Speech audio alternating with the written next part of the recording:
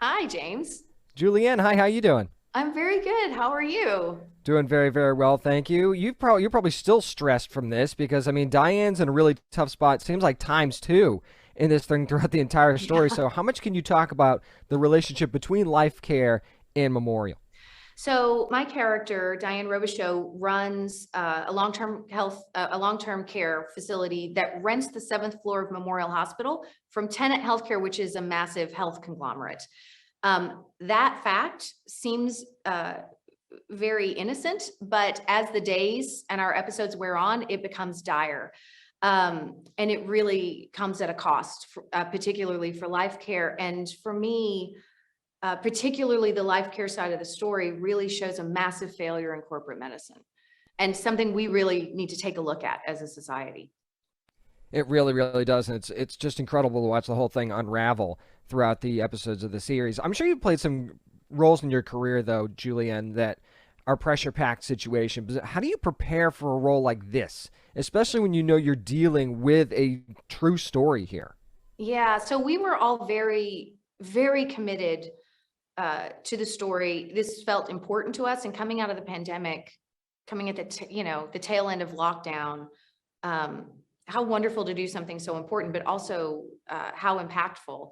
Um, at some point you have to take a deep dive, and there's a certain amount of emotional work that comes with the cost, and you have to just be willing to pay the price. And in this case particularly, happily pay the price for what that work is. I'm still, I really pride myself about being able to leave work at work at the end of the day, and I think that's the healthy way to go about being an actor, especially with very emotional work or extreme work of any kind. And I'd be lying if I told you it didn't take me a few months to shake the shoot. And I'd be lying right now if I told you there weren't certain episodes or scenes that I still am emotionally affected by, even just thinking about, even just bringing to mind.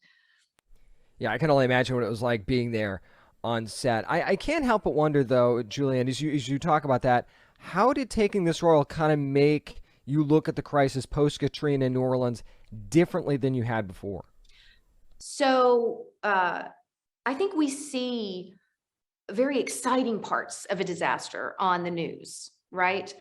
We don't really see the human element.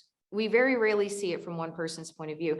And in this case, because we're a dramatization of Sherry Fink's unbelievable book in journalism, um, a dramatization, as opposed to, say, an after the fact documentary, really gives you the opportunity to climb inside the psyche and the emotional life of the characters in a really beautiful way. Um, so I think that's and then at some point you have to take that deep dive for them. You just go and hope that it's there for you. This cast is a really wildly talented and beautiful bunch of people.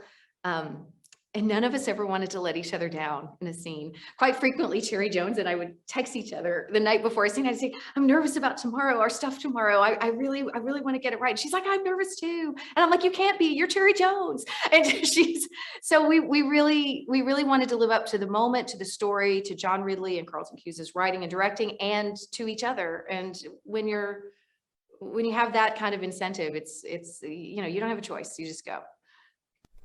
Absolutely. And you guys will see just how amazing everyone is on August the 12th. That's when the first three episodes of 5 days at Memorial premiere on Apple TV Plus every week after that.